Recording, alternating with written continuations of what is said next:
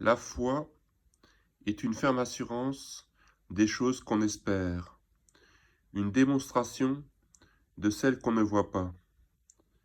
Pour l'avoir possédée, les anciens ont obtenu un témoignage favorable. C'est par la foi que nous reconnaissons que l'univers a été formé par la parole de Dieu, en sorte que ce qu'on voit n'a pas été fait de choses visibles. C'est par la foi qu'Abel offrit à Dieu un sacrifice plus excellent que celui de Caïn. C'est par elle qu'il fut déclaré juste, Dieu approuvant ses offrandes.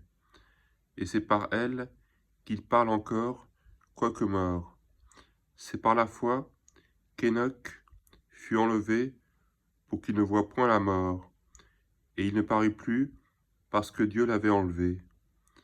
Car, avant son enlèvement, il avait reçu le témoignage qu'il était agréable à Dieu. Or, sans la foi, il est impossible de lui être agréable, car il faut que celui qui s'approche de Dieu croit que Dieu existe et qu'il est le rémunérateur de ceux qui le cherchent. C'est par la foi que Noé, divinement averti des choses qu'on ne voyait pas encore, et qui, saisi d'une crainte respectueuse, construisit une arche pour sauver sa famille. C'est par elle qu'il condamna le monde et devint héritier de la justice qui s'obtient par la foi. C'est par la foi qu'Abraham, lors de sa vocation, obéit et partit pour un lieu qu'il devait recevoir en héritage. C'est par la foi qu'il vint s'établir dans la terre promise, comme dans une terre étrangère, habitant sous des tentes, ainsi qu'Isaac et Jacob, les cohéritiers de la même promesse.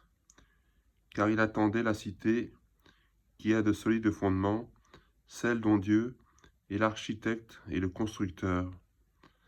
C'est par la foi que Sarah, elle-même, malgré son âge avancé, fut rendue capable d'avoir une postérité parce qu'elle crut à la fidélité de celui qui avait fait la promesse. C'est pourquoi d'un seul homme, déjà usé de corps, naquit une postérité nombreuse comme les étoiles du ciel, comme le sable qui est sur le bord de la mer et qu'on ne peut compter. C'est dans la foi qu'ils sont tous morts, sans avoir obtenu les choses promises, mais les ont vus et salués de loin, reconnaissant qu'ils étaient étrangers et voyageurs sur la terre. Ceux qui parlent ainsi montrent qu'ils cherchaient une patrie. S'ils avaient eu en vue celle d'où ils étaient sortis, ils auraient eu le temps d'y retourner. Mais maintenant, ils en désirent une meilleure, c'est-à-dire une céleste. C'est pourquoi Dieu n'a pas honte d'être appelé leur Dieu, car il leur a préparé une cité. C'est par la foi qu'Abraham offrit Isaac lorsqu'il fut mis à l'épreuve et qu'il offrit son fils unique, lui qui avait reçu les promesses et à qui il avait été dit, « En Isaac tu auras une postérité appelée de ton nom. » Il pensait que Dieu est puissant, même pour ressusciter les morts. Aussi il retrouva son fils, ce qui est une préfiguration. C'est par la foi qu'Isaac bénit Jacob et Ésaü, en vue des choses à venir. C'est par la foi que Jacob, mourant, bénit chacun des fils de Joseph, et qu'il adora, appuyé sur l'extrémité de son bâton. C'est par la foi que Joseph, mourant, fit mention de la sorte des fils d'Israël, et qu'il donna des ordres au sujet de ses os. C'est par la foi que Moïse, à sa naissance, fut caché pendant 3 mois par ses parents, parce qu'ils virent que l'enfant était beau, et qu'ils ne craignirent pas l'ordre du roi. C'est par la foi que Moïse devint grand, refusa d'être appelé fils de la fille de Pharaon.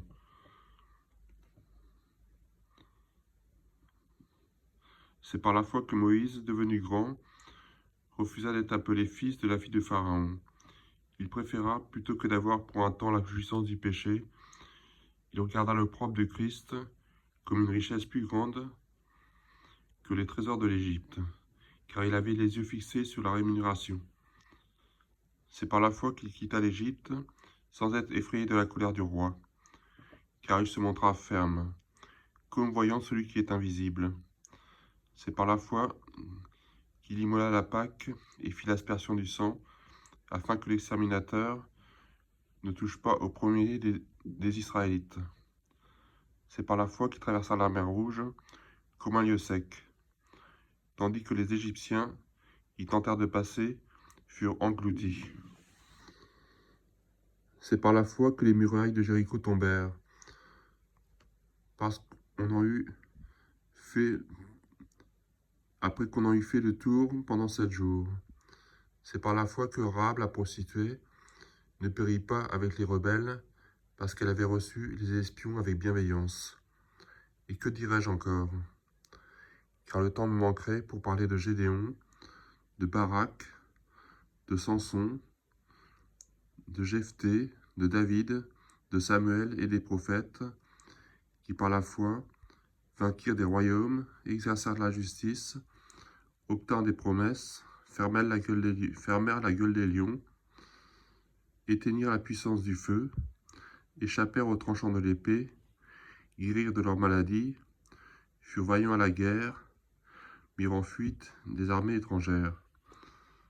Des femmes recouvrirent leur mort par la résurrection, d'autres furent livrés au tourment et n'acceptèrent point de délivrance, afin d'obtenir une meilleure résurrection.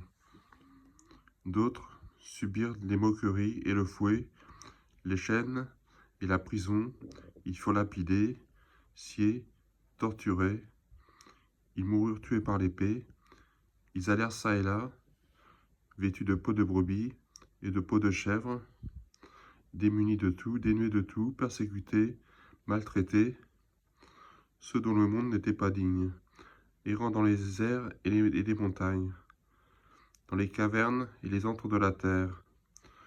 Tout cela, à la fois desquels il a été rendu témoignage, n'ont pas obtenu ce qui leur a été promis. Dieu, ayant vu quelque chose de meilleur pour nous, afin qu'ils ne parviennent pas sans nous à la perfection.